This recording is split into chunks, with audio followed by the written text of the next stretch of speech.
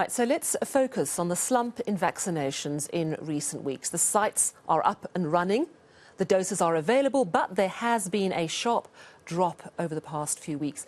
A survey by the Human Sciences Research Council shows acceptance of the vaccine is growing, but challenges remain.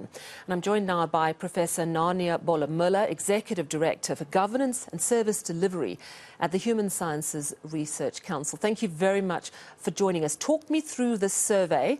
I understand that it was done mostly online with a few hundred telephone calls to older people. Tell me how many people you spoke to and when exactly it was conducted.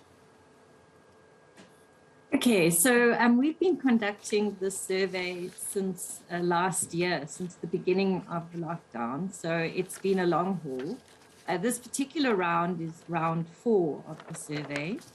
Throughout, we've been using an online app called Moya Messenger.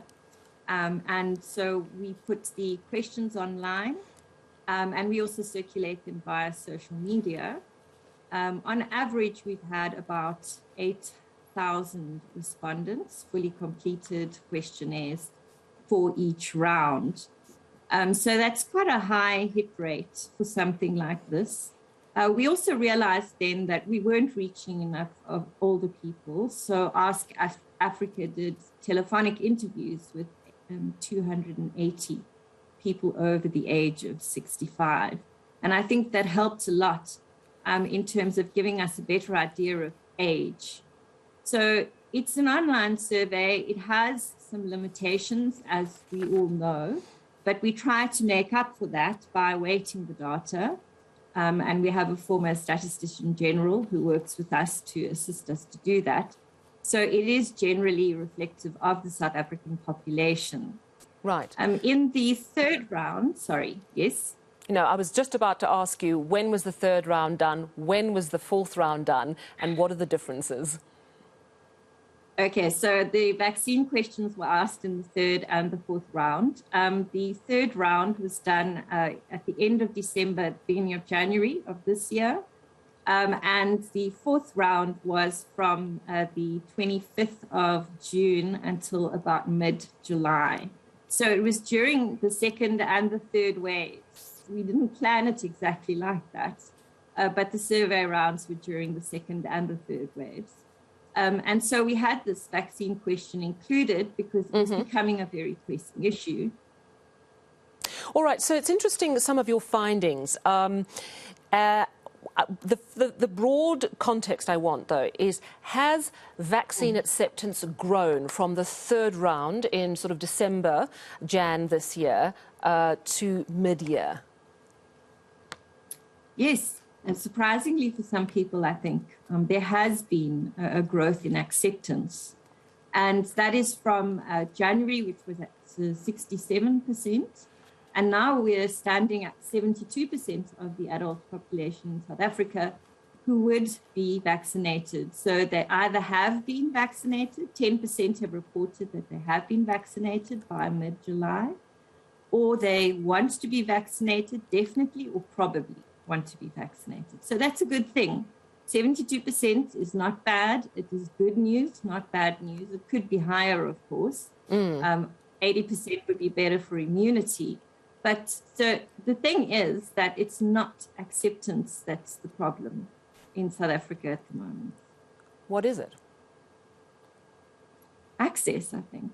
So there were a few things that came through in terms of the survey that show us that hesitancy is not the central issue that we need to focus on in terms of our communication with the public. As we've seen through the survey results of the third and the fourth round, hesitancy in the youth has grown, but in all other age groups, people are far more willing to be vaccinated. Students are only 58% willing to be vaccinated versus pensioners who are over 75%. So there's a difference in youth. There's also a difference in race. And a lot of the media has made a big deal of this, that Black people are far more willing to be vaccinated than white people in South Africa. But as I say, it's still relatively high percentages.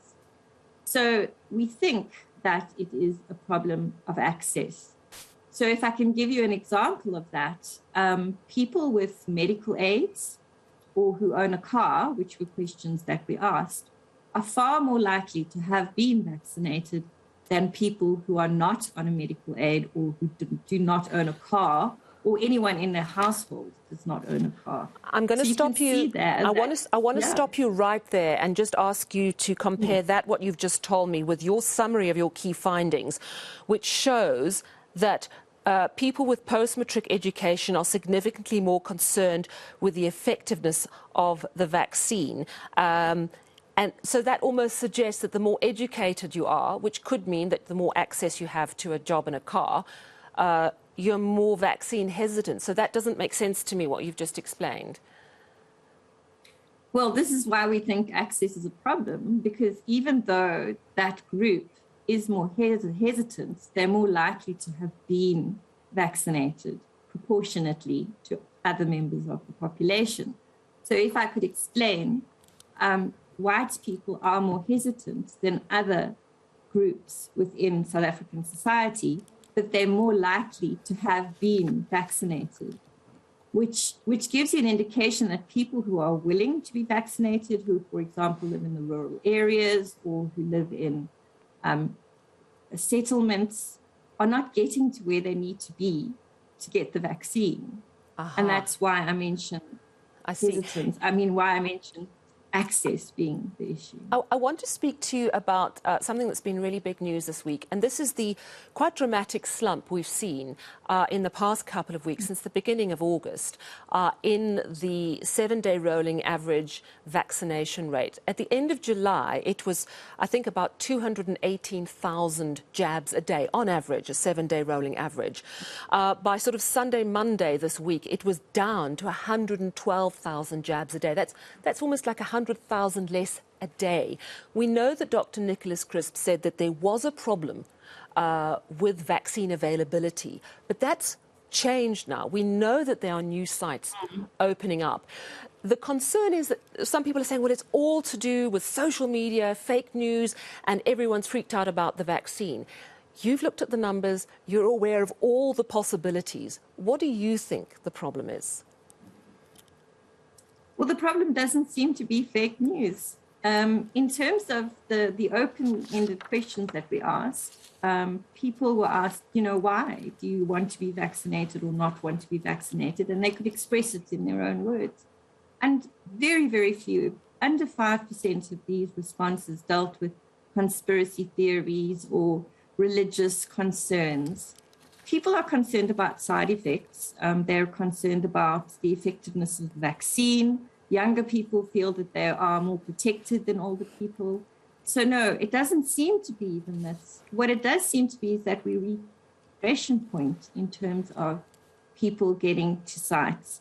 So one of the things that is being punted by a lot of NGOs and CSOs within communities is that we need to get the vaccines to the people.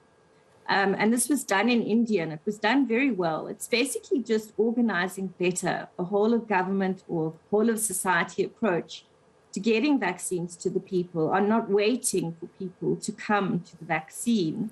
I mean, some people have said that with the EVDS system, they are told that they need to go be vaccinated hundreds of kilometers away from where they live, so they wouldn't be able to be there to do so.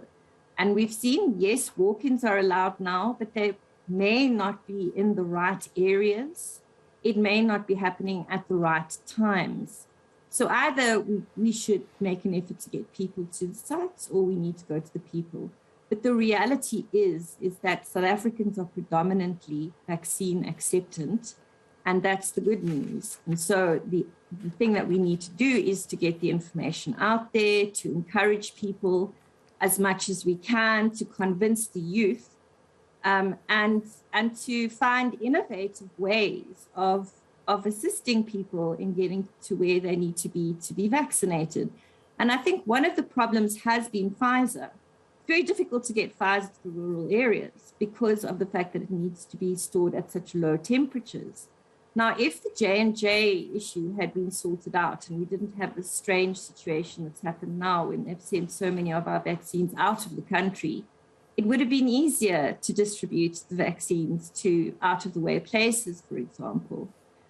So I do think that there is a lot that we need to think about, but I don't think we need to concern ourselves too much with social media conspiracy theories, because basically we're not seeing that in our data at all.